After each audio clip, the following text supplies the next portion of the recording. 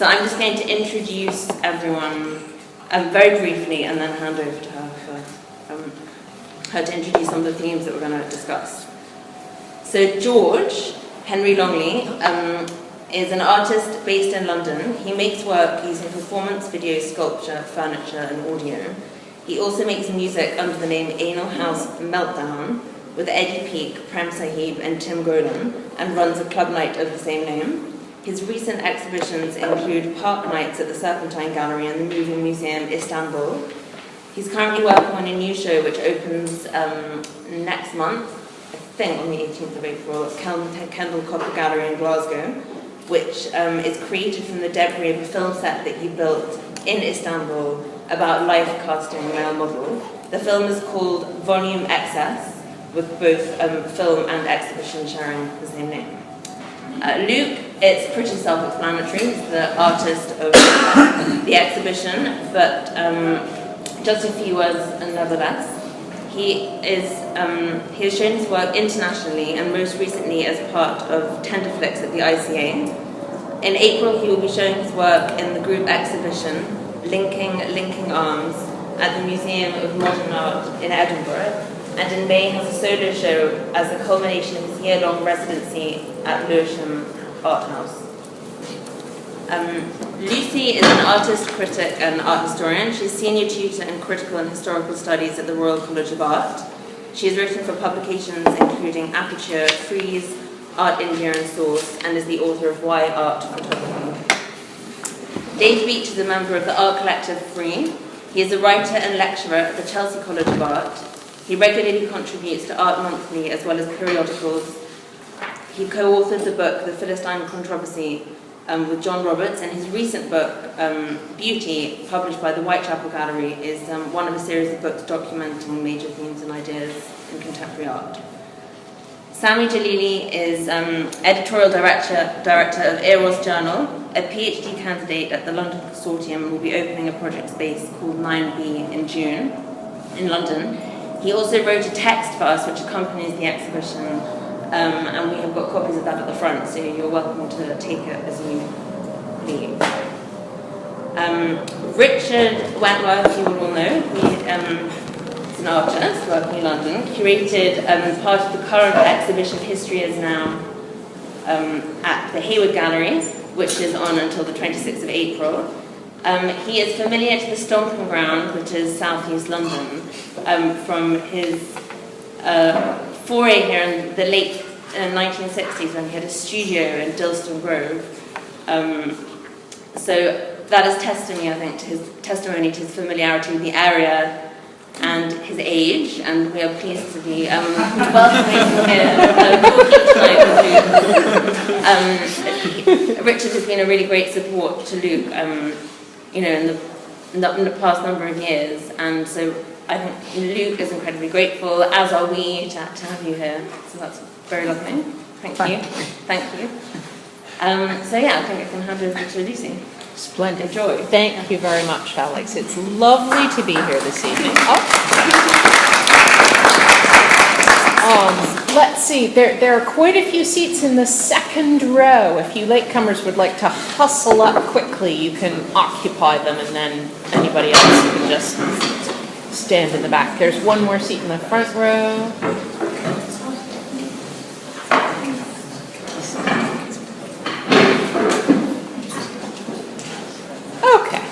So, welcome everybody. It's lovely to be here, and thank you for inviting me. I'm just going to kick things off by telling you what the questions were that our panelists were asked to consider.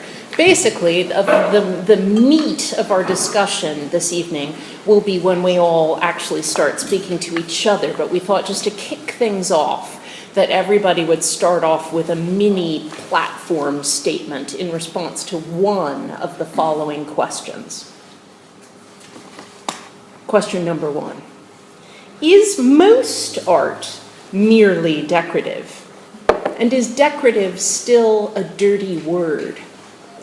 Question number 2. What is the relationship between the decorative with pleasure and beauty in contemporary art? And ugliness? Question number 3. The decorative is not relevant. It's just a fashion/trend. This is clearly not a question. It's a provocative assertion, which one might choose to agree or disagree with. Question number 4. Is a critical understanding of the decorative necessary for contemporary artists? And our final question, the decorative and ornamental in relation to our interests in gender/social constructs of masculine/feminine, and we might /other. So those were the questions from which we launch our discussion this evening. And with that, we will just work our way across in the Western fashion from left to right, starting with George. Great, okay. So, did you want me to, I misunderstood, did you want me to go through all of these questions? No. Okay, so You the one get that to jumped out to me the most. You get, no, that's the list of names. The one that jumped out to me the most was the kind of, actually it's the whole title of the talk tonight. Yeah. What is the relevance of the decorative in contemporary art? Perfect, Sally forth. So I was, I don't know, how was I going to approach this, but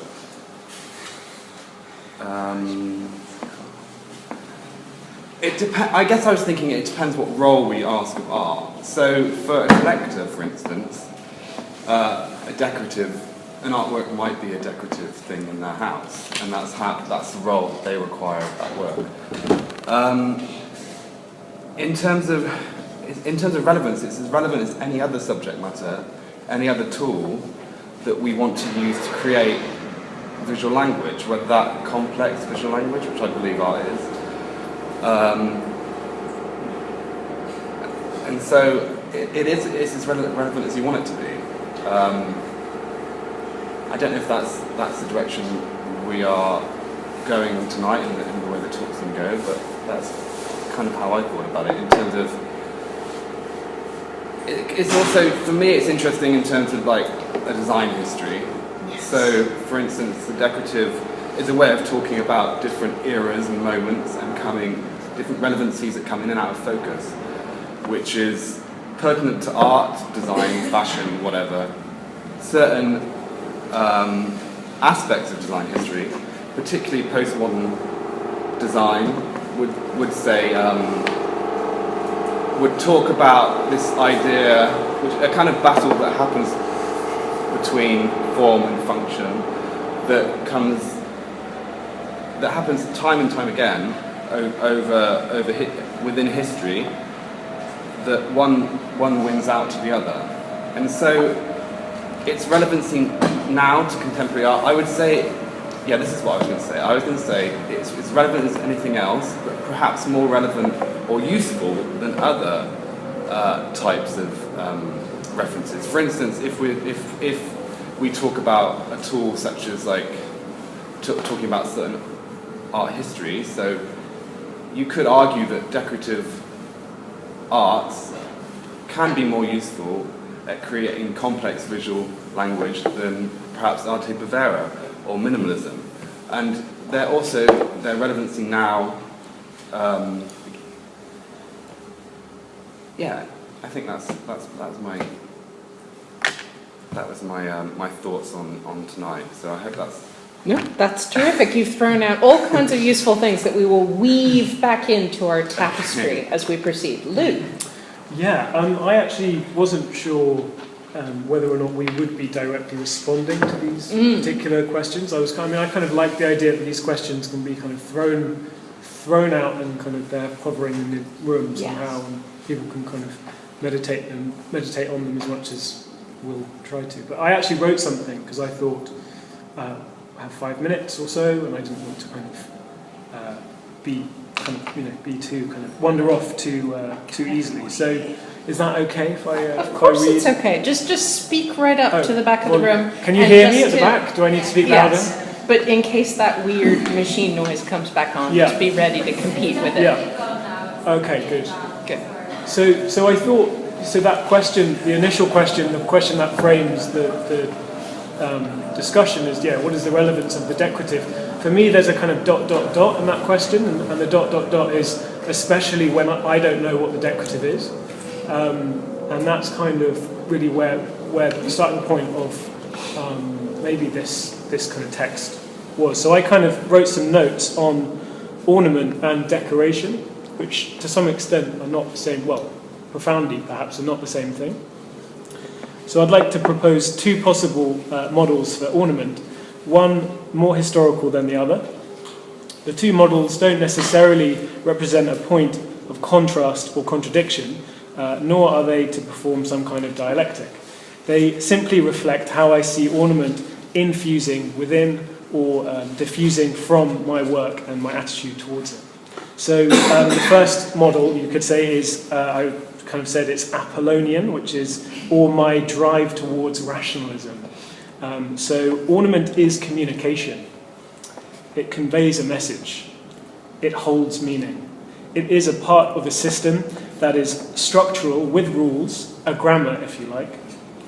The figures, the patterns, the geometric translations, the symbols, and the material connote references and meaning for the subject who interacts with ornament. Ornament generates meaning by using cultural figures, mathematical truths, and physical material intentionally. It is, therefore, rational and ideal and fundamentally about knowledge. Ornament is about subjectivity because it elicits the question, by whom and for whom is ornament made? Ornament is about the body because the body is encoded in ornament. Historically, ornament is gendered. Ionic and Doric and Corinthian and composite orders had kind of male, female, boy, girl kind of characteristics, respectively. Ornament is political. It is about understanding the context within which this kind of communication takes place. So, again, for whom and by whom is it made? It costs who pays, who requests and for what reason. And historically and now, ornament is about wealth, power and communication. Wealth, power and communication being perhaps the three fundamental elements of politics. So ornament is attached. It's attached to buildings, and I suppose it can be detached. It is about the hand, the will of the hand of the designer, the hand of the craftsman, the hand of genius, and the interplay between these figures. It is about touch. Ornament is about surface and touch, about knowledge through touch, and therefore a kind of intimacy. Ornament is only known to be ornament in close quarters. Any distance transforms it into decoration. And ornament can be decoration, but decoration cannot be ornament. So there's a quote by John Creston Jesperson who says, "The classical function of ornament is to evoke natural forces that originate deeply beyond in the cosmos or deeply within the microcosmos of a body," which is a very kind of abstract thing to say, but this describes a kind of mystical interplay between interior and exterior space from the point of view of the subject. It is not coincidental that ornament is so often situated on the threshold of buildings or on the edges of structures. It marks and dramatizes the movement between interior and exterior space, psychically and physically. Etymologically, the words cosmos and ornament are related, and we make a short step from cosmos to cosmetics. Ornament's relationship to subjectivity becomes clear in this light. What do cosmetics do? They conceal and reveal the subject who wears it. It acts like a mask. Okay, so that's Apollonian rationalism. And this is, I'll try and be slightly quicker because I'm taking rather a long time. Dionysian, or why I long for expression. So what is ornament now, and what could it be? Is ornament any different than it ever was? Ornament is the visual art whose primary purpose is pleasure to the thing itself. It is an art of elaboration of form. But what material does the form need to have? Is ornament not the elaboration of bodily movement just as much as material? Could it not be the dangling of blades of grass on the back of a muddy jacket? Or is it not the fur on the edge of the piping on an armchair? Could it not be the improvised hand and finger gestures wandering across an interior landscape? Or is it not the accidental filigree of a splayed brass wire? In other words, could ornament be rooted in play and contingency, with its purpose to elaborate movement for the sake of expression and through following one's desires? For is not play about following desire? Where creation might emerge from giving oneself over to play of alternating and ramifying movement, this might be more like an ornamentation towards affect, one that eschews meaning and communication in favour of sensation. Affect is something that connects you with the environment or context. Music is the exemplar of this kind of affective space, but perhaps the use of music or sound with film might suggest a visual art of atmosphere, something more environmental. Perhaps this is less to do with ornament and more to do with decoration. Decoration is phenomenological, intended to augment an experience or mood. Unlike ornament, the parts need only relate to each other in the way they relate to the whole, but is decoration not dependent on decorum or good taste? Are we not to reflect our best possible manners in the way we decorate? There's a quote by Asger Jorn who says, "Is it precisely the distaste for the freedom and richness of life, its colour and variation, which one calls good taste?" And then finally, have we produced a cul-de-sac of meaning in relation to ornament? If ornament is back via affect, is this enough? Is this ornament at all? As we no longer have the keys to the classical code, or seemingly most of us are unwilling or uninterested or unable to relearn it, we are left to make our own personal symbolic order, but one that perhaps cannot be made popular, cannot be disseminated. Can these two models for ornament coexist? Can they be dramatized and reflected within an artwork? Can their respective tensions be suspended? Perhaps it would produce a diffuse kind of atmosphere, one that produced a sense of intimacy and connection, play, contingency, but also of order, symbolic striving, and the possibility for communication. Splendid, thank you, Luke. Okay, now I'm going to attempt to do a little bit of recapping as we go, just so we can sort of hang on to our strands. So we began with George presenting us with some of the elements of the big picture of the role of the decorative in contemporary art, and George very aptly identified our current age of relativism and heterogeneity in which all subjects are up for grabs, and why not decorative, the decorative as one of them. He also evoked the question of form versus function, always a relevant question within art, and design history as a source material from which contemporary artists might draw as much as from anything else.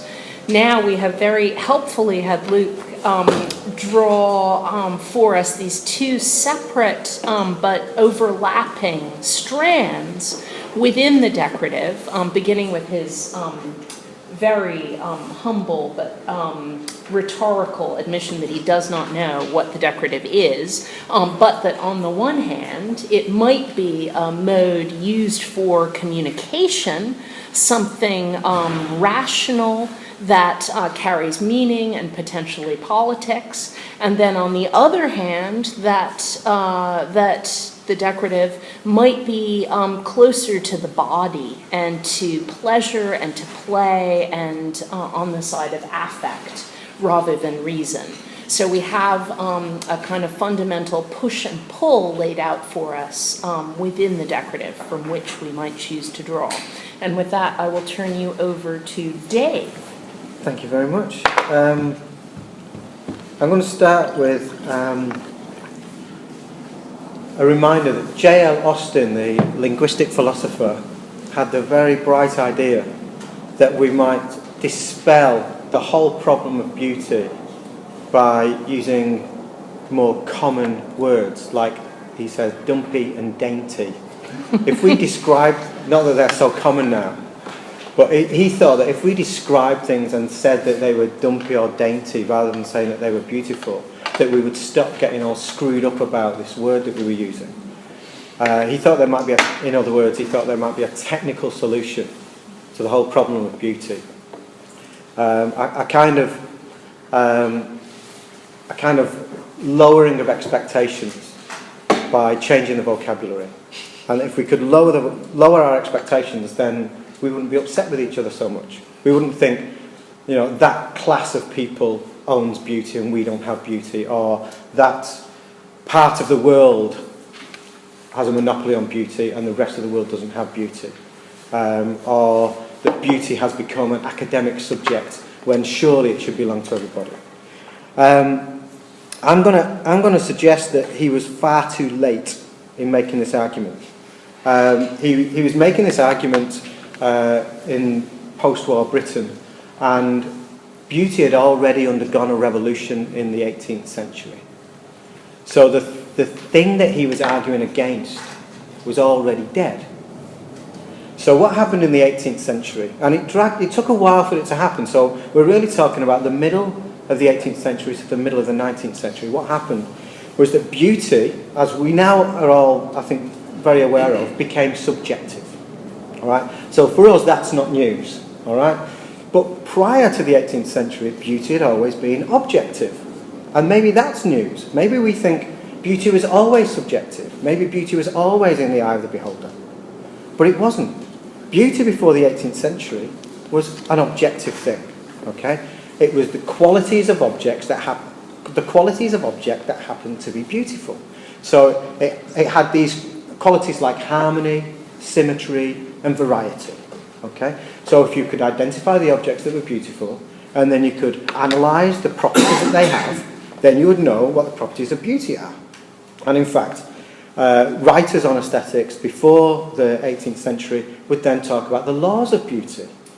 And the laws of beauty were the things that you needed to put into an object in order to make them beautiful. So we have an objective theory of beauty, and then after the 18th century, a subjective theory of beauty. And as soon as the objective theory of beauty was ousted, then we could no longer talk about beauty in the old way that was still bothering people in the 20th century. In other words, we were still fighting the shadow of beauty. We were still thinking that beauty was this objective power that we had to somehow reduce. We had to deal with it in some way. But beauty had not only become subjective, when it became subjective in the 18th century, it became universal. Right, so one of the things that we can take from Immanuel Kant, the Enlightenment and the Romantics, is that when you make beauty subjective, when it becomes a matter of taste, then as people like Kant and Schiller would say, everybody is now in a position to say what they like and what they don't like, where they get pleasure and where they don't get pleasure. And nobody can tell somebody else that they don't get pleasure from something. Because saying that you get pleasure from something is really a report on how you feel, a report on your experience. So using dainty and dumpy doesn't make any difference if it's a report on how you feel. Now, I'm going to call that the aesthetic revolution, because it corresponded roughly with the bourgeois revolution. Okay, so if you think about the French Revolution, then the aesthetic revolution took part around about the same time. And the aesthetic revolution was from the objective to the subjective, and from the elite to the universal, and from objects to people. All right, so beauty stops being about objects and starts. When you say that's beautiful, instead of someone saying, explain to me what qualities this has, you don't say that after the 18th century. When someone says that's beautiful, you say, tell me about yourself. What is it about you that makes you think that that's beautiful? It becomes it becomes about people after the 18th century. But I would also say that beauty undergoes this revolution also because at exactly the same time we have another revolution. So it's an artistic revolution. And the revolution is when the arts turn into art. So instead of painting and sculpture and poetry, we have this new concept that has never existed before of art in general. All right? So art before the 18th century was always an art, a singular thing.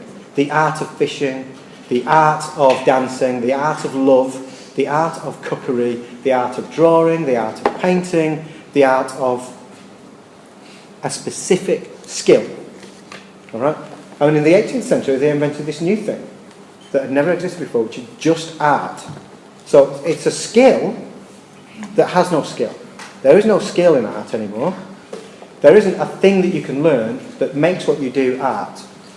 Before that, there were skills in drawing, skills in painting, skills in carving that you could learn, and as a result of learning that, what you did was the art of carving, the art of drawing. But after the 18th century, there was no skill that you could learn that determined whether what you did was art or not. As we all know now, I think. It doesn't actually, it's not determined by the actual operations. It's determined by something else, something that we can't often identify.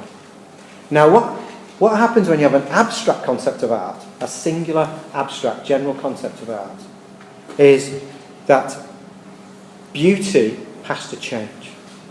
All right? Beauty used to be objective, used to be about the properties of objects, and art used to be about objects and their properties, and the properties that you put into an object by the way that you make it. And since that was no longer around, they needed a new concept of beauty.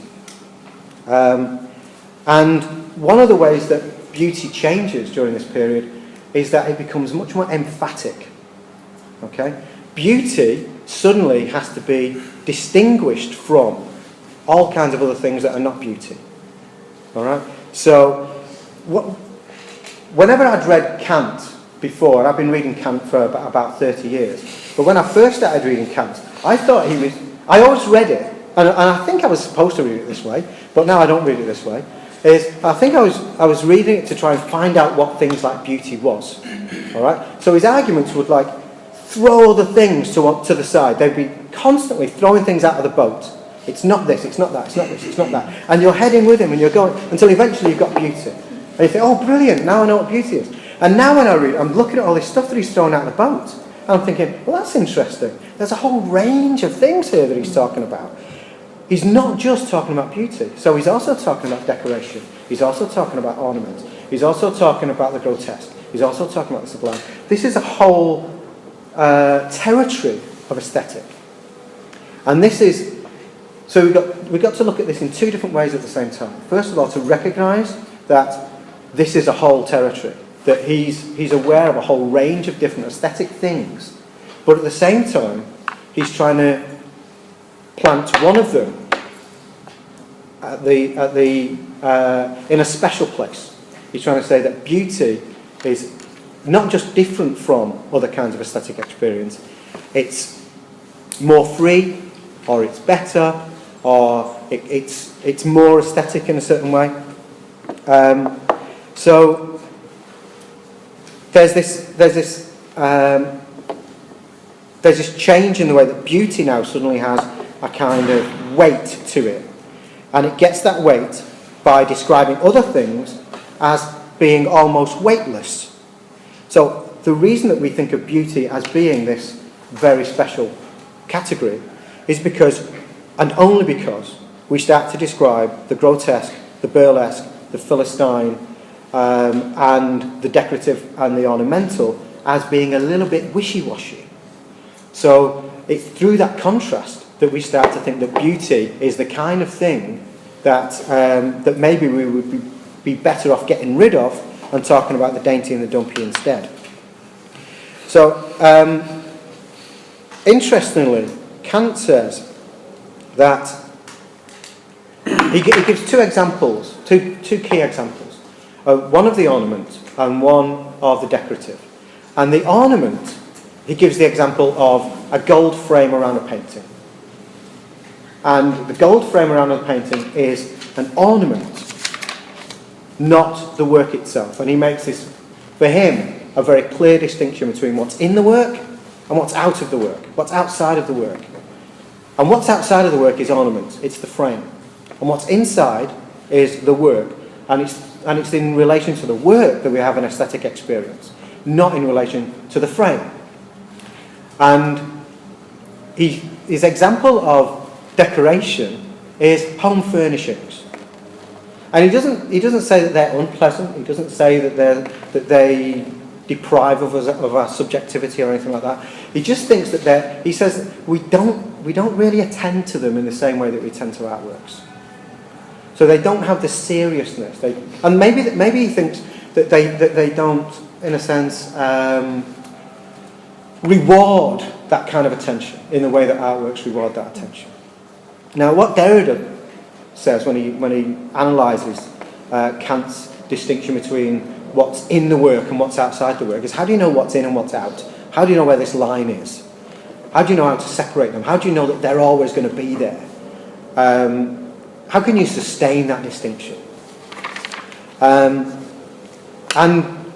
Derrida's right, and insofar as that the outside constitutes the inside, and the inside doesn't exist without the outside. So there's a sense in which we need the whole thing is one thing.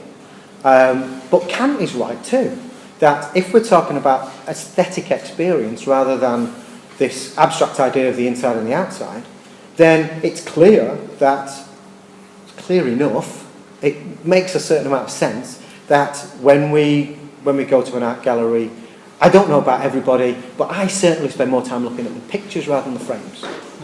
And to look at the pictures rather than the frames is to be Kantian, and to look at the frames rather than the pictures is to be Derridian.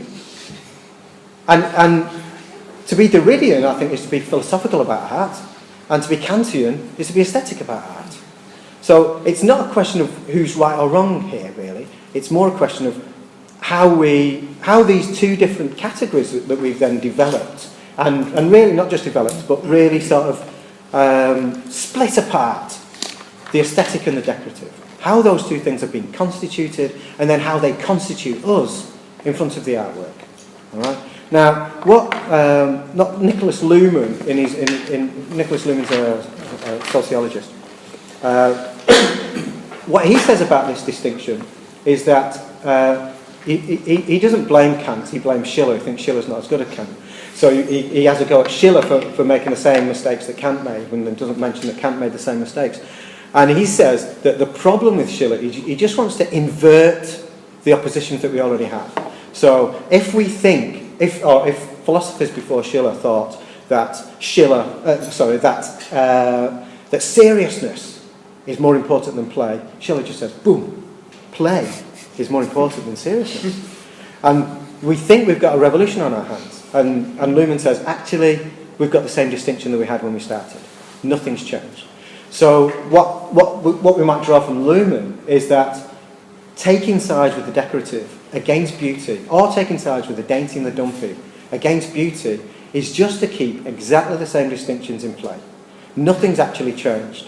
So really, what we need to do, it seems to me, is to start thinking about how we might operate aesthetically without the distinction between beauty and the decorative and the ornamental in the way that we've inherited it from the Romantics.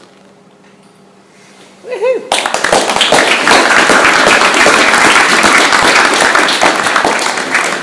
Well, ladies and gentlemen, you are not going to find a more concise summation of aesthetic theory than that anywhere, really.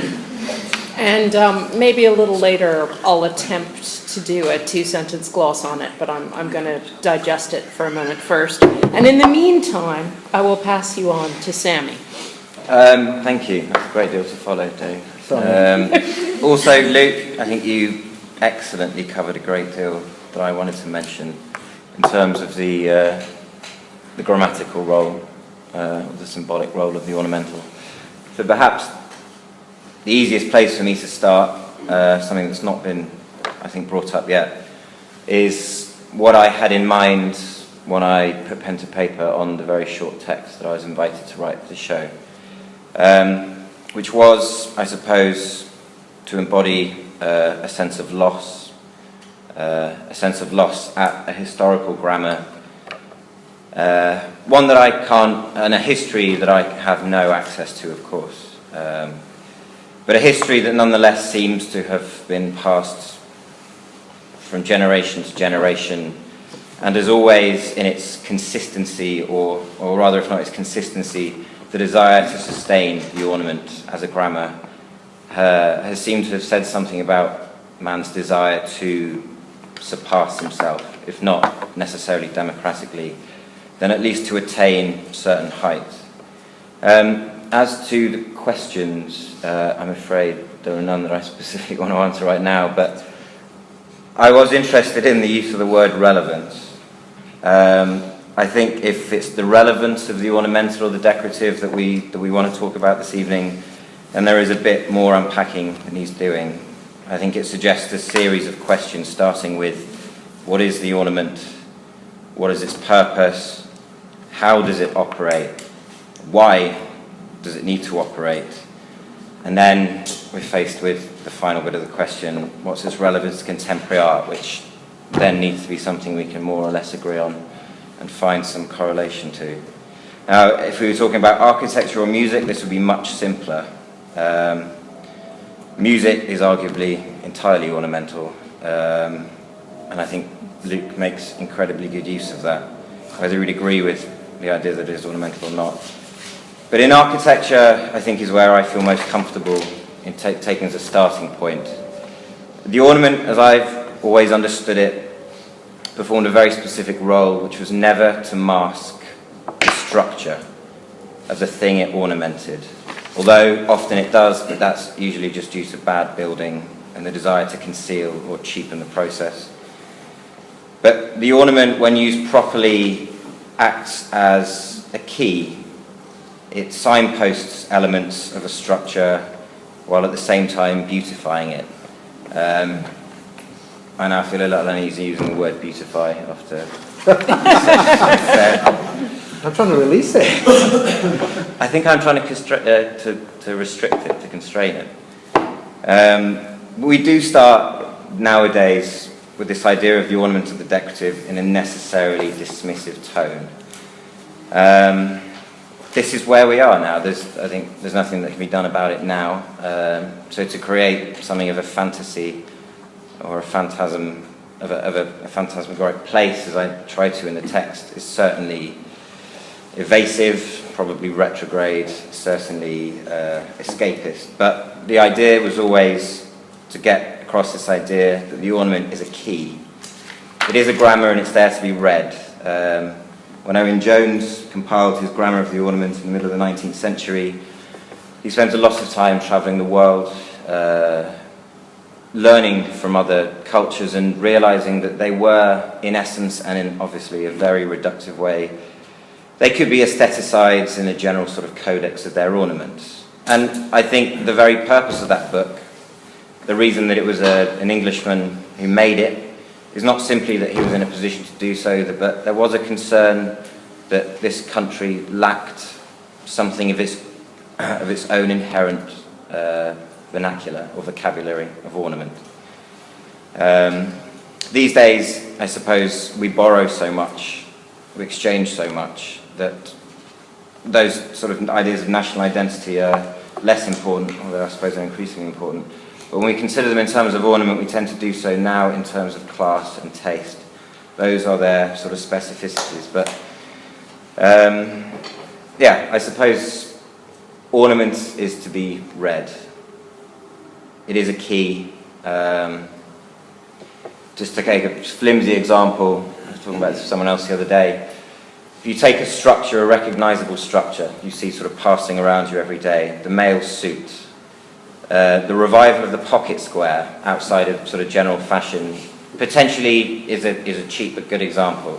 The pocket square exists to ornament the suit, but in doing so it unlocks what it is that the suit is. What it also does is to soften it. It makes the suit as a uniform and uniformity somehow more palatable. Not a good or a bad thing either way, not a value judgment, but it performs that role. It's a flippant thing, but it does allow access. And if we're to discuss the role of the ornament in contemporary art, then I think it should be in terms of access.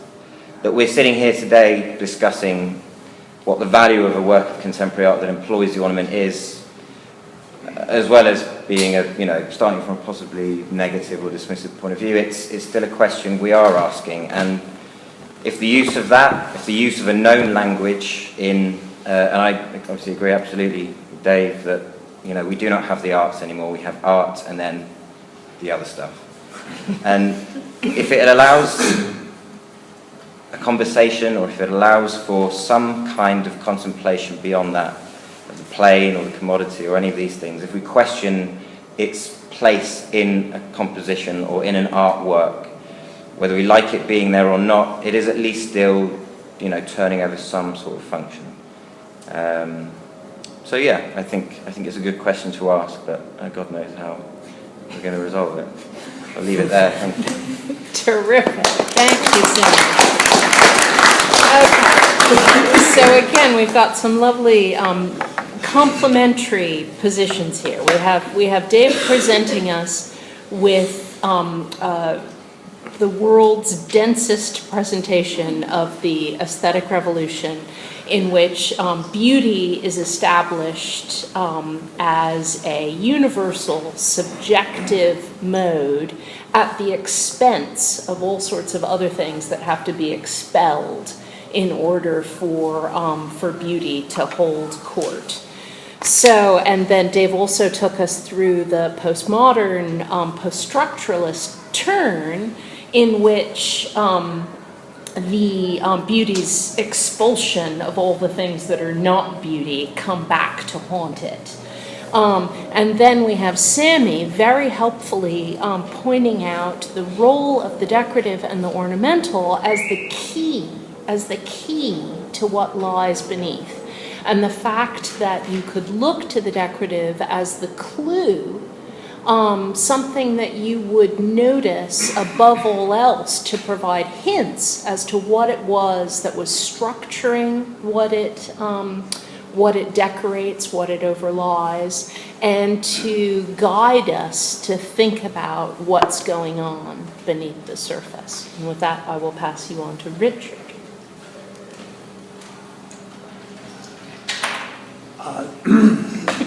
There are too many people on this panel.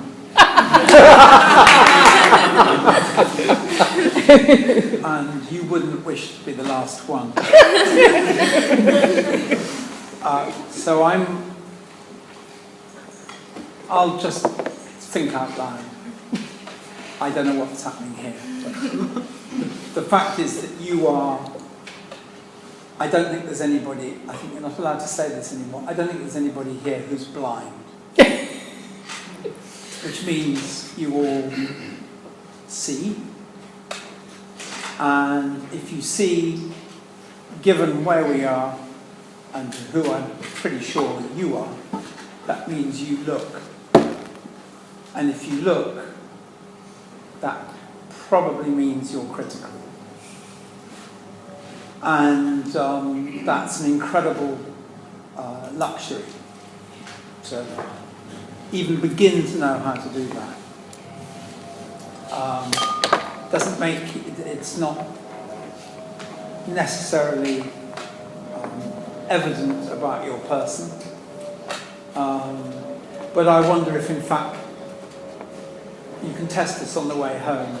Look at people and decide whether they're educated or not, and then ask, how do you know that? Then look at people, forget about educated, and ask whether they're intelligent or not. How do you know that? And I think we do this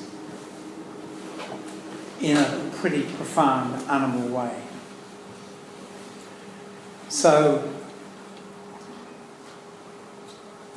I don't know how I allowed myself to get involved in the scene.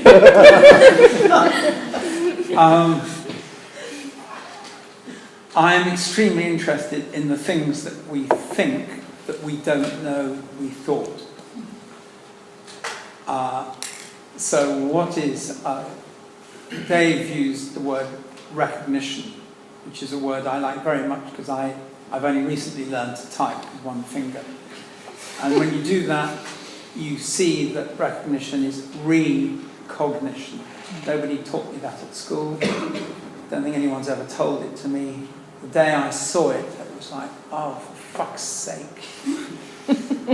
Because it's such a pleasure when a piece of language just reveals itself. I mean, all that kind of, we're idiots. So every day we suddenly go, duh, we see something. So I know that the bolts in this ceiling are not decorative. That's because I had a very good structures tutor. But actually, I knew that as a child, they're not decorative. But I'm afraid that I have the kind of lapsed intelligence that I find them incredibly decorative. And I've seen Luke prove that they're decorative by using those naughty little things called your fingertips and playing with bolt heads. So the point I really want to make is to kind of remind you that you are all looking and making judgments. My day began with a slightly grumpy cup of coffee and some kind of domestic issue with my wife. I can't remember what it was. And out of the corner of my eye was an image. And this image, I have an idea that the image might actually be what we call conventionally valuable. It's a painting that was given to me. And I know a little bit about its history by a French painter. Somebody here is going to know everything about this artist, called Michel. And it was given to me by my mother. But the painting is charged with so much family strangeness. From the moment that she gave it to me, it has stood on end against the door in an early Victorian house, and it's against the door which has never been opened. It's one of those dead doors that houses sometimes have, and it's in a frame. And I'll do anything for a decent coincidence. So this was what fraction of thought was devoted to looking at this morning. Looking is not even right. Seeing this picture. So low down on the floor, 2 foot high, 2 foot long, but 2 foot high, unreadable as an image. And I, out of the corner of my eye, was valuing this image. I wasn't actually thinking, I wonder if we could resolve the mortgage if we sold it. I was just thinking, actually it's a bit bad that I left this picture there for 2 years. And then I was thinking, actually the frame is fucking awful. And I had a really quite strong sense of that I know the frame is wrong, but I don't know how I know the frame is wrong, because I'm not a Courtauld student. I'm actually really, like most artists, I'm really not educated. So I was left in the, meanwhile we're talking about the gas bill or something. I was thinking absolutely about the frame and the image. And I remember the end of this squilly second of thought was, maybe if I reframed it, it would be a really great picture and I would like it and I would hang it on the wall. And I tell it because it's true. And it would never have resurfaced if it hadn't been provoked by somebody I would have adored to have been taught by. But because I think I have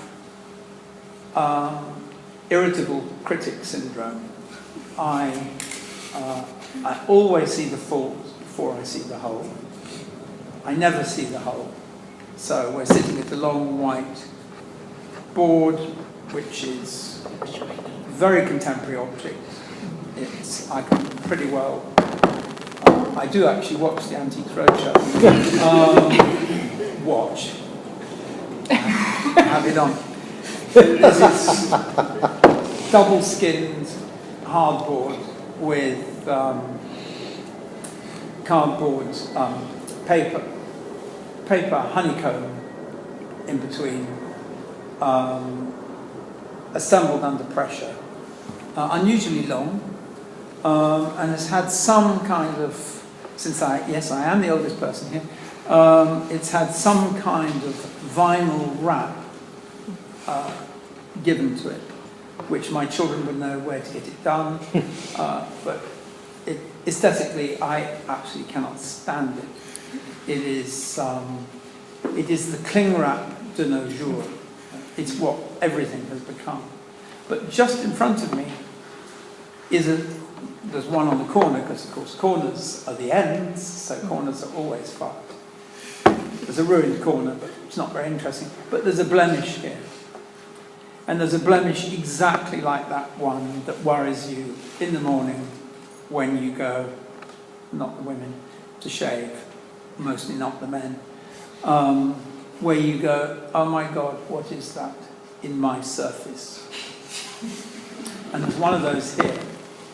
And I can tell you that, as everybody has spoken this evening, I have become devotional to this little eruption. And of course, it's because it is so many things. It's an island, it's a flame, it's basic surrealism. And it's also the basis of all pattern, because I could trace around it, and I could make lots of them, and I even sort of know a little bit about Owen Jones. I know the history of pattern, I know a little bit about a dropped repeat and what have you. So what I'm not saying, but trying to remind you of, is that this is a kind of turmoil that everybody, I don't suggest that this is a position. I think that the way I've just spoken is a kind of turmoil of disopinionatedness that everybody here has to live with. And it's incredibly tiring, because although it contains little pleasures, it feels Sisyphean, it feels interminably unresolvable. And I just finish by saying, yes, I am English, but I wasn't very good at school, in both senses. And they decided, he'd better do languages. So I did Espanol and Francais. I didn't do them very well. But this is an island, and I sort of realised that actually being given those two really 19th century cliches of being able to depart this premises, and I know there's going to be 10 or a dozen languages spoken here, actually got me off the island.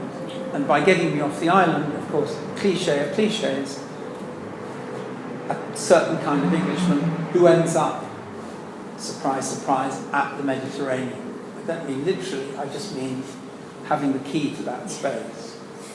So I was in Madrid 2 weeks ago, and I couldn't believe how erotic I found it. Nothing happened. wasn't carnally interesting. But I thought, this is absolutely astonishing. You know, it's quite nice weather. And I thought, this is because I can sort of speak the language, and I can depart here. And surprise, surprise, they do have something called light in all Spanish painting. In fact, it's usually in Spanish painting as an absence. You know, there's nothing so obvious as a Spanish building with one light bulb 40 meters away from the front, burning and complete darkness. And that is not an experience that you can have ever in Northern Europe. And I think there's something going on with Luke, when I first met Luke, of him wanting to go south. Discuss.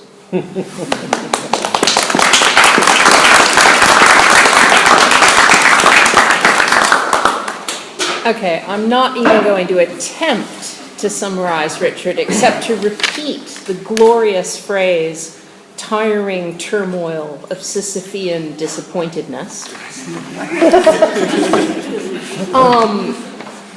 Before I set the panelists loose on each other, I just wanted to, there are two examples of decoration in action that I just wanted to throw out there because I think they're both quite fruitful and sort of represent layers of experience that have been absent from the conversation thus far.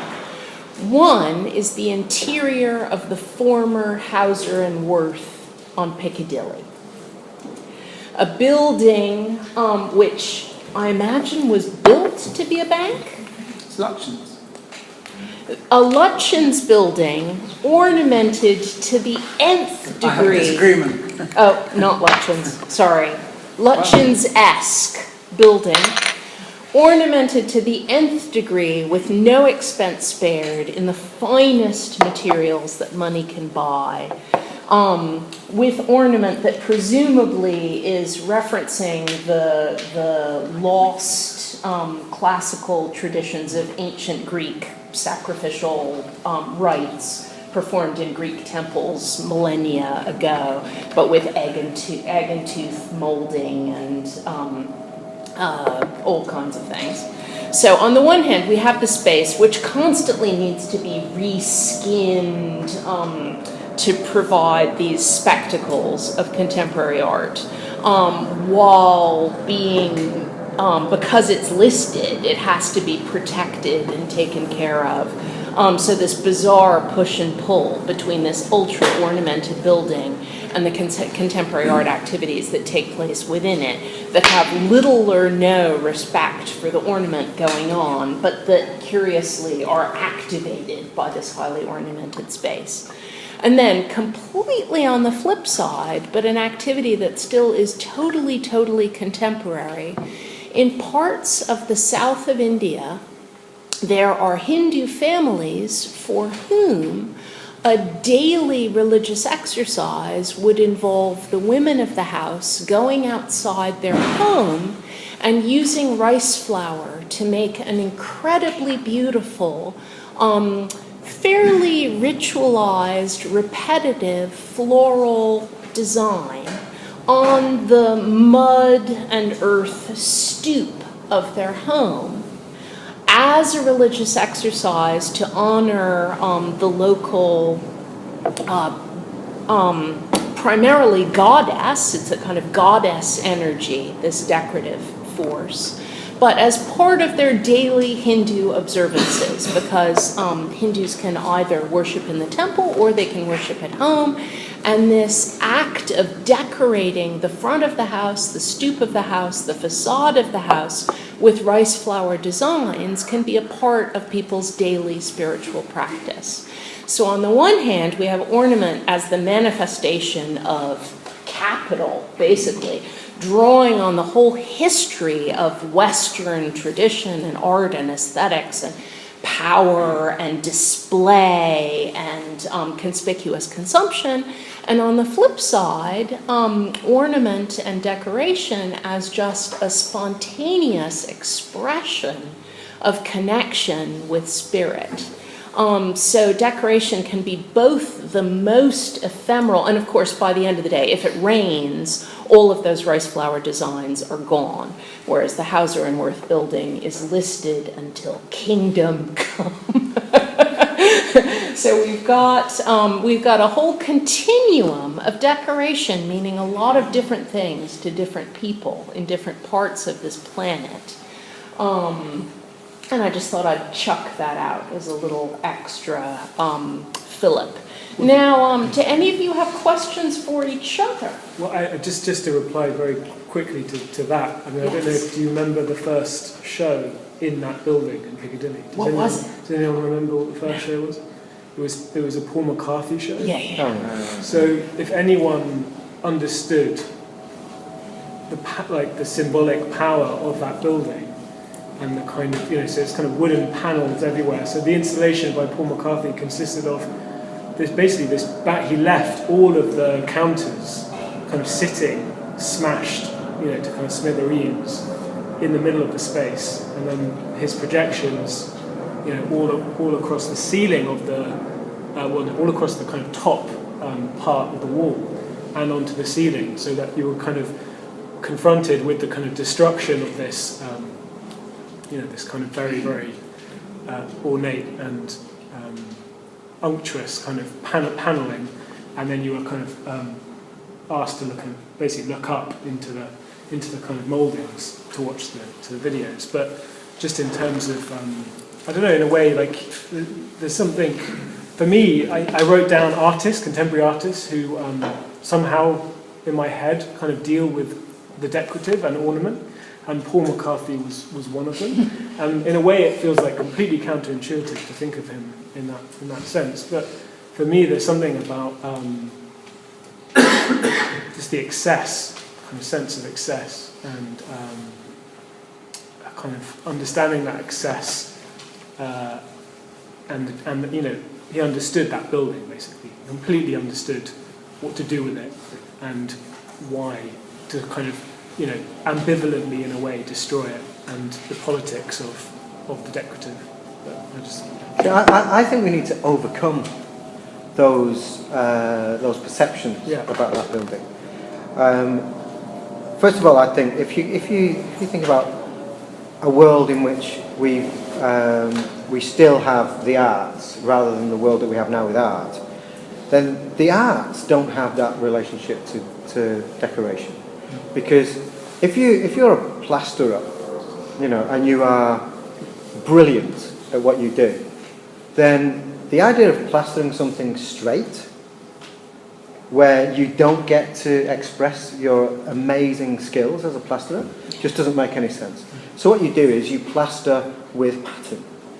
You plaster with all kinds of, additional features, which are based on your amazing ability to do that. And the same if you're a carpenter, and the same with any craft, any art in the singular. So when we invent art in the 18th century, we don't just distance ourselves from the arts. The way that we express that distance is by distancing ourselves from the features of those crafts. So they have decoration. We invent that. They have decoration and we don't have decoration. They didn't have decoration. That's what it means to be a really good plasterer. That's what you do. It's integrated into the whole thing. It's part of it, Now, it seems to me that when we think about decoration as excess and we think about decoration as additional to something, we're just taking on that kind of modernist ideology of craft. So we're putting that wedge between art and all other kinds of practices. And the more we emphasise that excess and that kind of, the weirdness of decoration, and, it seems to me that we're just following that. We're just accepting that ideological position that we've inherited. Now, we can flip this whole thing over, because what happens in art after that period and throughout modernism and in a sense it kind of accelerates throughout modernism, is what we think of as being the ejection of decoration and the ejection of ornament. They're lost, all right? But if we think about ornament and decoration as communicative, in exactly the way that Kant did, it's a frame. It makes sense of what's inside. It distinguishes the inside of the art from the rest of the world. And aesthetics must be separated from the rest of the world, or it's not aesthetic. It's actually becoming instrumental then. So if we need this separation, then the function of ornament never goes away. It just changes its shape. So we need other things to signify the inside and the outside. And we find lots of different things to signify the inside and the outside. You know, at some point, it's the white gallery. That signifies the inside and the outside. So if we then think about that in terms of communication, then this gallery, despite the fact that it's not built in a decorative way, this is the decoration to the work. Because that's the function of it. So it just means that we've got to start to look at kind of different kinds of things as being decorative. It's not like this ceiling is not decorative compared to other ceilings that are decorative. It's about trying to think about fundamentally what decoration is about. So it's either about one of two things, right? So if you're pre-18th century, decoration is about the art itself. It's integral to art. And if you're post-18th century, decoration is that which signifies what is internal. So it just does, to me, it just doesn't make sense to talk about decoration in this way of the thing that is like added to something. There's an interesting disjunct, in Lou's Ornament and Crime, where despite his insistence on the validity, which at the time sounds like a moral validity, of the idea that to free the craftsman from the excess labour involved in ornamenting, Lou says, if I go into the shoe shop and instead of 30 units of currency, I offer 40, because I know that whatever the difference, the shoemaker himself sees none of it, shop takes it. But I tell him for that extra, I want them without perforations, without scallops. Then I crush him. I crush his artistry. I crush what it is that he takes the pride in his work for. I have to say, to return to the original question about is it the Midlands building? The Hauser and North building, yeah. I don't see such a huge distinction. I don't see the Rice ink paintings as being spontaneous. I see them as part of a very structured and regimented method of active worship. In the same way that I see the revival of those neoclassical forms on that building as an expectation. An expectation of? An expectation of what that sort of building ought to look like. Mm-hmm. What it ought to read as in order to confirm its purpose, in order to confirm its prestige. It's such a great example that it being taken over as a gallery was an interesting... Absolutely. No, I'm heartbroken that it's not a gallery anymore, because every show that happened in it was this bizarre dialogue with ornament necessarily. Yes. Now it's a horrendously ornamented coffee shop, I think. Oh. Where they have added, in a way. I was going to say something about the complexity that is around now of this inside and outside, this connection between art and the everyday, this context where we mention gallery context being perhaps the ornament to this conversation, this artwork. And I was thinking, when I was asked to come and do this panel talk, I was thinking about ornament decoration. I was thinking about the pervasiveness of decoration and the politic of decoration and how it is around all of us and very cleverly, subtly manipulating us all the time. And that can be through a very idiosyncratic take on it, through like how Richard described the nuts and bolts of the building, or it can be slightly more sinister or more controlled way of unfolding design for people, for the masses, for the passerby. I think that's my interest. I think in the decorative arts. I keep saying decorative arts is how it does have a role in art's connection to the everyday, and I think that's an interesting question for now, and especially when certain things look like art that aren't art, and when certain things within art look like non-traditional ideas of what art should be. So perhaps like design is interesting in that sense. When a hair salon or a contemporary kitchen looks like a solar wit sculpture, what questions does that bring up now? Yeah, I think I'll leave it there. Yeah, no, that's a very provocative. I was just going to say, it seems like Dave and Sami, you have potentially quite contrasting positions on ornament in a way, or what, it feels like, Dave, you're advocating the kind of widest, the broadest church, in a way, as possible. And Sami is advocating, and Sami is advocating a kind of, the point of it is that it is communication.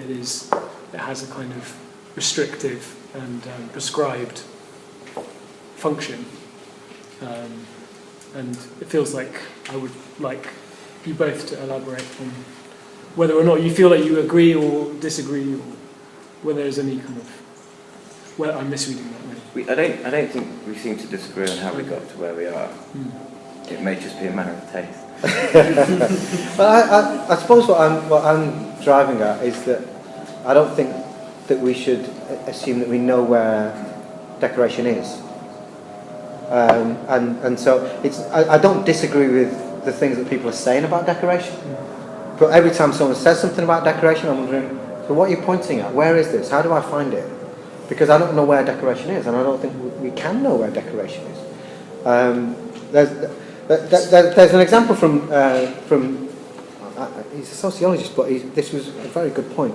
Nicholas Luhmann said, if you think that a poem is prose which has then been decorated with interesting words, then you don't know how to read poetry. The decoration isn't added. No, but the classical definition of ornamentation, so kind of ancient definition, is not that it's simply added, it's that it's a paradox, it's that it's added but is also essential. But we're not talking about the classical definition, we're talking about modernism. Well, that's one definition. It's the modernist prejudice that we're trying to deal with, I think. But that's a definition that we're still, we might not have, as I say, the keys to the classical code, but we're still living in that, we're still kind of, I think we still understand what ornamentation is in terms of in terms of power. In terms, like, I live in a house in Brockley which 12 people live in. It's a double-fronted Victorian house, and it's probably going to get sold for £2 million. And that's the reason it's going to get sold for £2 million, because there are 8 fireplaces in the house. I know that, but I don't know. They weren't decoration when they were built. I know enough. Sorry. Having 8 fireplaces in a building that big is not decorative. When it was built, it was absolutely no, but there's no reason to tile each fireplace in the way that it was tiled. Well, that's what I don't get. Well, how do you decide between what's decorative and what's not? This is the turmoil. I think No, but the reason why it costs so much is because people understand the value. No, they don't. That's the point. They fucking don't understand. No, of course. So Dave's point, it's brilliant. We're all cold. I'm not wearing a hat to be decorative. I've got no hair, and I'm very cold. So I'm not wearing a hat. So a fireplace. This is a country where I really recommend the Melvin Bragg Thursday morning programme about 2.5 years ago about the Industrial Revolution, where he was saying, he was playing the Jolly Cumbrian, and he was saying, we are very inventive. The English like tinkering. And you'll forgive me because it's not going to work if I don't do this. And that programme in our time is normally kind of decent. It's run live, and if you're a intellectual slob, it's a useful tool. If I'm somewhere and I can listen to it, I'll listen to it. I might recognise Schiller and Kant, join some things together, whatever. And on this particular day, we were discussing the Industrial Revolution, and he was playing We're Good at Tinkering. And there was a woman who said, it's not like that, Melvin. And he was actually quite rude to her, and I remember being really shocked how nearly aggressive he was. And that made her push back harder, at which point I was guessing she was from Bury. Is that where you're from? It's not bad for her. That's good. Anyway, she was an academic, and she said, we had the most easily winnable coal in Europe. Don't pick me up on my accent. Other than Belgium. And it was one of those moments where my entire, stupid education, where you suddenly go, oh, for fuck's sake, coal fell out of the ground. Yeah. And it fell out of the ground in certain circumstances, and we had an industrial revolution. Yeah. Those fireplaces are completely connected to that. The unbelievable, this is the most wasteful culture in the world. You can feel it. You walk through the streets of London. It is so wasteful. Which, of course, is connected to English parsimony, which is the reverse of being wasteful and keeping all your... I was in a cab today where he kept all his elastic bands. It was just fantastic. And it was seriously decorative. And I've got a photograph. What I'm really... Oh, God, I'm going to lose it. Perhaps somebody else should speak. It is a very good moment for us to open this up to your Yes. questions. Yeah. Fire away. I feel a great respect for you all being here. However, I have felt a bit uncomfortable when we said at the beginning that the panel kind of organically came together. And in my mind, decoration and ornamentation is so linked to femininity, and I hated it that there was this distinction between art as masculine and decoration as feminine. And so I'm really pleased that this is relevant, this is important, but I worry that as this becomes relevant and as we talk about it, that the history that made this becomes irrelevant, and that scares me that you sit here together, and I respect all of you, but it makes me uncomfortable, and I wonder, do we lose this history as it becomes relevant? It's a very good point. We haven't really talked about gender. Nothing, apart from... It was mentioned in one of the questions. About McCarthy, Lewis, Derrida, Melvin, Bragg, Lou, all these people. I talked once about the... and it was beautiful what you said, Lucy, but I do feel weird here. But Andreas has argued that this very distinction between art and decoration is in fact nothing but a distinction of gender, which is then codified within culture. So that's what the distinction is, according to him. Now, there certainly has culturally, socially been this distinction within gender, which has then been projected onto culture. There's no questioning that. But the reason that, it's in my notes, but the reason that I didn't bring it up, the gender issue about, decoration. It shouldn't be the gender issue. If you say ornament is something that's added on, I don't want the gender issue to be an added on. No. But if you reject the very idea of this aesthetic distinction between art and decoration, then you've got less of a ground for saying that it's actually about gender. Because what you've got to do is to say, it's actually not a distinction. So, therefore, the actual distinction between genders has got no basis. Do you know what I mean? So it's actually quite liberating to think, if there's no really serious distinction between art and decoration, then this false distinction between, masculine taste and feminine taste has no actual basis at all. then I feel like I agree with you, and a conversation like that should start with that distinction, that recognition, and more than one, well, you've all got different voices clearly, and I don't want to reduce you all, but we should start with that as a way to let more voices in, maybe.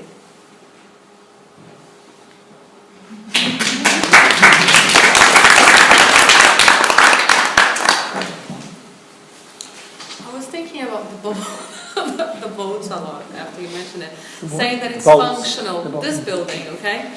So yes, it was built as being functional, but nowadays this has also become decorative because there's been a choice. Yeah, there's been a choice. Well, here, okay, there's other This reasons. is cheap shit. But in various places, I'm gonna come out of this particular space, but there are like other galleries like this, or someone else's loft. But there's been a choice of keeping this and completely losing this house. Well, that allows me very quickly to just join up to, and I don't want to stop it, but Okay. I think it's heating. And the reason I went on my little coal rant, was the fireplaces are the derriders. They're the frames, because you have to frame this relatively the highly necessary but relatively dangerous thing called the fire.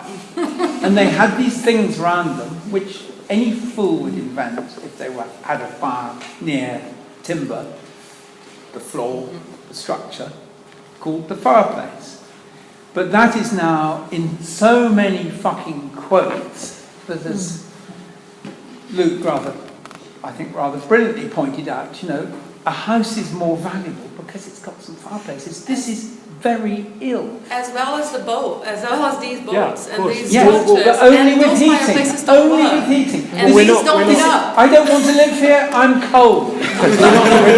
We're not I'm sitting. not romantic about this. We're not sitting in an office. You know, there are lots of galleries now. If you want to go to an art space which is, you know, well heated and cheap and maybe even free, go to an office. You know, that's another conversation. This conversation could be happening. I was more talking about, And that's not considered. I'm more going on not on the angle of like not questioning gallery spaces or whatever. Yeah. I'm just talking purely about the fact that this has now become. We're talking about its function. Yeah, of course. It has become decoration, and people actively choosing to keep this in place. Yeah, but then if you want to go into gallery space. And supposing, let's say, it was just a choice, it wasn't like, you know, it's an alternative space and stuff. It's also framing the work, and it's kept like this for a reason in various places. Maybe not to be a pure white space or whatever, you know, like, oh, it's white, but you've got this, so it's kind of funky, and it's over there, you know. Well, can I just say to the audience, it takes a Brazilian to tell you this. But in fashion, it's called a look. Yeah, That's it's a look. term. It's called a look. Yeah, the same way that, you know, it's a look having the fireplace, and ooh, lots of money in the house has got the But look. I don't It's want to the live look. in a look Me world. neither.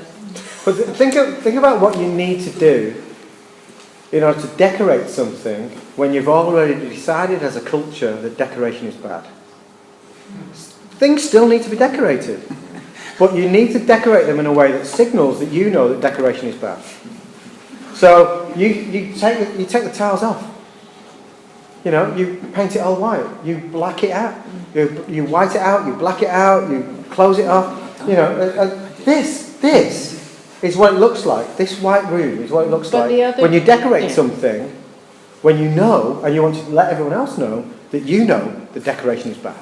But the other day, I arrived at work, and I was about to go to a really horrible meeting, and I was in a really bad mood, and there was a lady standing in the mews outside the building where I work, and she was a sight for sore eyes. Every item that she was wearing was patterned in a different way, and she was electric to look at, and I couldn't stop looking at her, and looking at her was like licking a giant ice cream cone with 3 different flavors and sprinkles on top.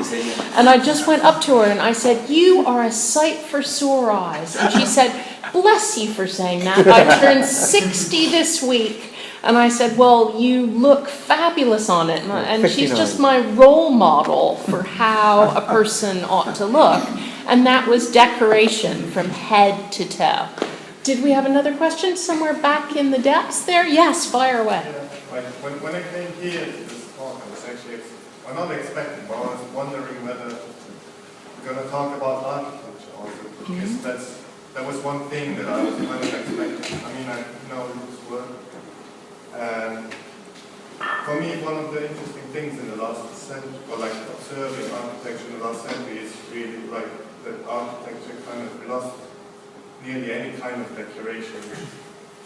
Yeah, so architecture became more sculptures, and maybe also, I mean, in relation to that subjectivity thing, it became interesting for me because I've never thought about it in that way. That maybe now it's more about the architects making sculptures, and not architecture which has a function, like kind of structuring space, and making it, maybe something which is for a community, of course, for a certain reason, and then you have the decoration, which maybe is not only an ornament, but it's also like a story that gets delivered. And for me, it's a question like, did we lose any kind of sense of that in the, with the modern age? With the what? Modern age. But I mean, now weirdly, I mean, I'm not at all an expert in contemporary architecture, and probably someone else can interject with what I'm about to say, but there is a kind of paradoxical return to ornament now in a lot of architecture. So it's kind of, instead of, if I suppose classically ornament might be conceived of, you have your structure and then that the ornament would be added but would be essential to that structure.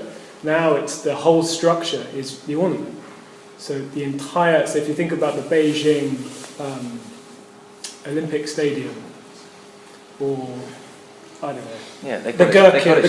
Structural expressionism. Yeah, structural. Okay, thank you. Please, can you interject? Well, the Beijing Stadium is utter shit. Yeah.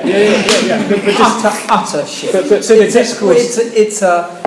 That is a real example of the maquette. Can you make me a big maquette? Yeah, it's a unitary ornament. It's a single thing. And I don't want to get overexcited about the Gherkin, but the Gherkin is as interesting, as Corbusier said, as the wine bottle. Yeah.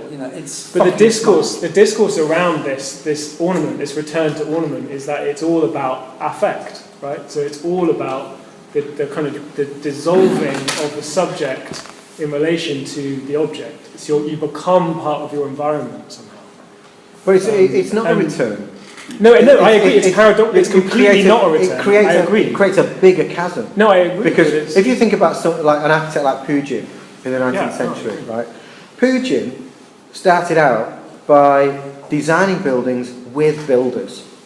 He's got his builders and he says, I'm thinking about this, I'm thinking about that, and they're like, oh, we do it like this, we do it like that. And the ornamentation is brought in to the design because the builders are saying this is how we would do it. Now what you've got today is architects designing things that look like a builder's built it. Well, there's no craftsmen, is there? So they can't. The craftsmen do exactly what the architects said. So it's gone. I wanted to. I think you're right, but something happened to me this morning, so and it's going to. And it was after the picture frame, which you're all going to see, and I'll just risk saying what I thought. I went round the new Tate at lunchtime, and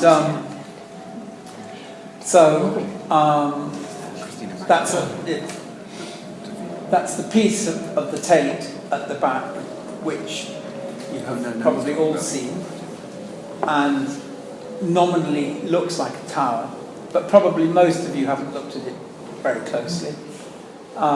Not least because you can't get near to it, so you can't quite see it.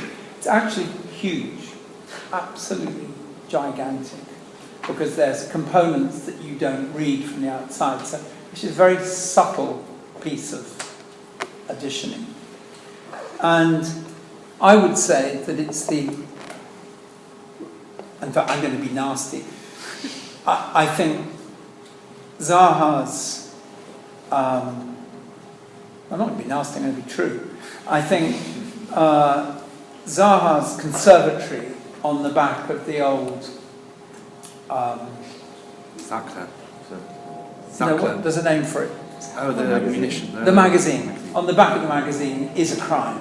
I think it is one of the great, stupid pieces of mistaken commissioning of our time. And it's very sad because it's not going to go away. I think that the Herzog de Meuron on the tape is absolutely brilliant. The spaces inside are absolutely extraordinary. The way they join together is absolutely extraordinary. The way you process, walk, feel space is absolutely extraordinary. And I don't know what people are going to say about the bricks. You can actually go and have a look. They're starting to put the bricks on the outside. So the bricks are a garment. It's going to wear this skirt. No, it's more of a frock. Maybe there's somebody here who can talk about that as a technical thing, but Cladding, yeah. no, it's not cladding. It's better. It's what I'm really trying to say that there are. I think I was not really taking exception to what Dave said, but I think it's important to, if you see a good thing, have a go at naming why it's good, and I'm not doing a good job on it, but I really thought respect. Eeny, meeny. First one and then the other. Just wanted to mention like Robert Venturi and his understanding of the signpost and where there was a total negation of the structure. And it's actually the ornament or the signpost being the purpose actually, so that ornament actually became the purpose, and the psychogeography or the infrastructure of areas navigating between ornaments and the actual building would be just a shed. So I was also wondering about Luke and you talking about autobiography, which is that an ornament in itself? And there seems to be like a navigation in all these ornaments of your work, talking about a narrative that you explore in the work, and do these ornaments create a narrative for you that is personal and separate from its function. So I suppose I'm trying to talk about intention and purpose of a present ornament. Yeah, that's it.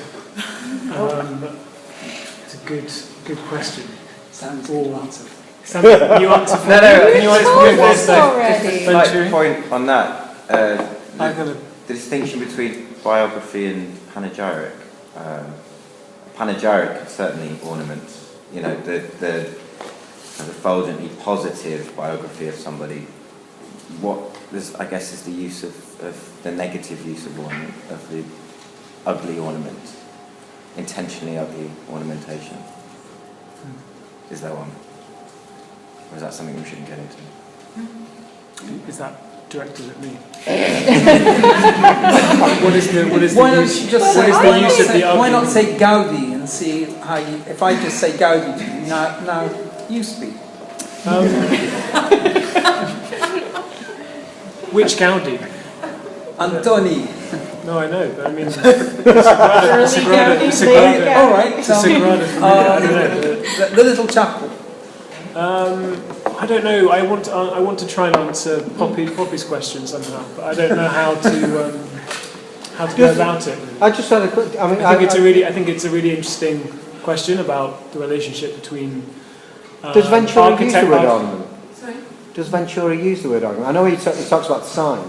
He said the building as sign rather than the building as function, but I don't know where. I can't remember off the top of my head if he uses the word ornament. He does go off the back of Laos and beginning of postmodernism where. I just wondered whether that was just a step too far It's the for him. decorated shed, but I don't think he talks so much about ornament. No, it's interesting. But you already answered that it's both. That Yeah. you're really. I mean, you're talk was a beautiful platform statement combining the two. That on the one hand it's about communication, but that it's also about a pleasure that's beyond words. Anyway, I don't know. It becomes I suppose I wanted to, bring in narrative. I was just, when you were talking about this, I was thinking about the Maupassant, the short story of this young woman that is so enamoured by this pearl necklace, she wants to go to a ball, and she borrows her friend's necklace, goes to the ball and loses the necklace, and has to spend her whole life paying back her friend for this necklace that she only finds at the end of her life that it wasn't real. So it's the sense of what ornament has as a purpose, as a very integral, anthropomorphic, or what its actual integral purpose, rather than a sense of addition. Well, yeah, I What think was the last word? sense of addition. Yeah. Well, I guess I'm guessing the second part of what I was saying was that I guess ornament's relationship with pleasure, and the idea that pleasure might be something essential within human endeavour. I suppose the opposite of pleasure is devastation, whether ornamentation, the lack of it, can create devastation. Like I was thinking of, Frankenstein, where the French Revolution was seen as a monster, so that therefore, when you have things that aren't ornamentation, are they monstrous, or what's the opposite of ornamentation, or what's our society without? Though decoration could be monstrous too, like the yellow wallpaper that becomes the sign for the woman's entrapment and madness. And I was just wanted to ask Dave, you said that the gallery is the decoration to the art. What exactly? Well, only that there were two different definitions of it, and one of the definitions of ornament actually was the thing that signifies what's inside and what's outside. So the frame is ornamental, and the painting is inside and the world is outside, and the frame stands between the two, holding them apart. So what holds the work apart from what's outside? And it seems to me that one of the most beautiful things in the world to me, because I'm an artist, is an empty white building. You know what I mean? If I love it when there's a crash, when there's a massive economic crash. I love it because I walk down the street and I just keep seeing empty white rooms everywhere I go. Every empty shop, I just look at it. Oh God, that's amazing! I'd love to put my stuff in there. That's a fantastic space, because this is the most, for me now, this is the most ornamental thing in the world. Is a massive empty white space, and the bigger, the more ornamental it feels, and the more white, the more ornamental it feels. Ornament, not as the golden thing that shines, the thing that's beautiful in a very different way from the artwork, but ornament as that thing that signifies that something might happen right here, so that's what I think of when I look at this space. This is like a massive jewel for us, for artists, because this signifies that something could happen here as an artwork. now we're nearing the end of our collective stamina, I can tell. But do we have a final burning question that's dying to come out? In which? Yep. Something I suppose that I've been reminded of just to everyone speaking is this thing that I'd really like to do with the National if I was ever given total freedom, which would be to remove every single painting from their golden frames and paint the walls white. Because you'd keep the frames? I would. No, I'd take the frames. Take everything out. I want to see what Monet looks like, the way you'd see any kind of painting made today, just on a white wall, no frames, the edges. Because ornamentation, decoration, these things are deeply, deeply political. They signify, they provide context that dictates understanding, and in many ways it's more informative than the art. I mean, if the way someone 300 years ago would have some sort of ridiculous spoon collection made, tells you more about them and that society than the way they had themselves painted, frankly. And but now what I'm thinking is, well, I don't know, Monet or just anyone, you know, getting that thing framed, was that seen as an addition added on top of the work, or was the work not considered finished until that was done? So for me to remove those frames now, or rather in the contemporary context where no one does that anymore, is that seen as not adding something, or is that seen as removing something that used to be just part of the work? Well, all these decisions still have to be made, don't they? I mean, in a painting program, you say to people, what are you doing with your edges? You know, your corners have no love. What are you know? I mean, these are still, people have to, you know, and when Richard was saying, you know, would my painting be better if it were framed better? Of course. Yeah. And any framer worth their salt would be able to transform your painting in 20 different ways. And there would be one solution that would be the best solution, because framing is an art, and there would be a framer who could help you answer that question. But I mean that just shows that there is definitely a symbiotic relationship between those two, so there can't really be a true distinction. Yeah, and you can choose not to have a frame, but all the other decisions that have to be made about what to do with your edges in the absence of a frame. Edges. You know, like the title is a frame. Yeah, the space is a frame. How you demand the work to be placed on the wall is a frame. You know, so it's just that we've got more frames than we used to have, and they're not made of gold anymore. But in terms of money, you know, I've got a friend whose dad is in the fraud squad. It might not be fraud, it might be something else, but anyway. and he said, like, you know, if you look at the design of money, like, and all the little lines and everything like that, nothing in there is decoration. It's like everything has been calculated, because what they do is every little bit of like curly line and everything is about trying to fox the people that might make their own version of it. Do you know what I mean? So it's like, to us, we look at it and it's like, oh, completely unnecessary. It's you know, there's no need for that. But for them, it's like they've worked it all out. If we do all of these things, plus these other things, plus these, then it becomes really difficult for anyone to forge that. I suppose that also relates to the other thing about what signifies something that's being decorative or not. Is that element of something having lost a function. There was something Richard said earlier on when he was talking about these, and he said, "Yeah, exactly." He's like, I forget what I've learned, and I look at it and I think it's beautiful. And I think that if you're not in the fraud squad and you look at the pound coin, the £5 note, and you see all the lines, and you think, oh, I'd actually quite like to sit here and copy that. They're really nice lines. You know what I mean? They're lovely lines, and you think of them as purely decorative. But that's because you're not the person who knows why they were put there. And so there's this thing about knowledge in the decorative, or maybe the decorative only looks decorative when you don't really know why anyone did it in the first place. Can I just add, because you're clean shaven, but you are clean shaven. I would just ask. It's a metaphor, but in the morning, I like this one. as a general rule, if you're a man, it'll be in the morning. You're shaving. No. Well, continue. When you shave, what are you doing? You're decorating your face. Yeah. You're making this thing. In a modernist. In fact, you can test it. Everybody here can test it. Why is a knock at the door at the wrong moment such a weird feeling? Because you haven't become a public person. You know, whether you are worried about your terrible breath, it's really not.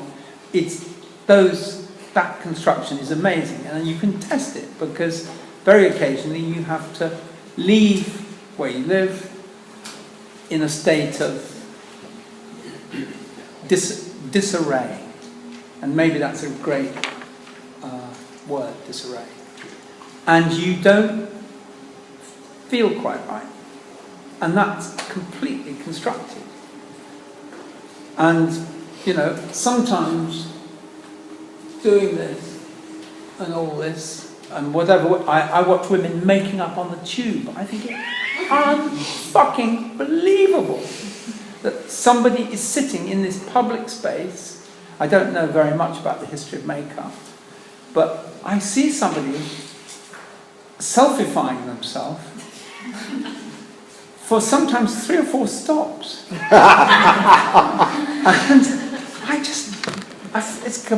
I'm heterosexual. I am absolutely astonished at what is this privacy, publicity, private, public dance of self-affirmation.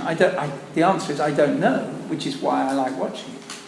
But I think when you shave, you kind of go, oh, I might be getting ready to become me. But what's really interesting for me in terms of what we've been talking about today is that if you think about shaving rather than growing a beard as also decoration, if you think both is decoration, right, then decoration isn't just the adding, it's also the taking away, isn't it? So you take away the beard to decorate yourself, you add the beard to decorate yourself. Decoration is not the additional thing. Yeah, you keep the holes, you keep this too. Yeah.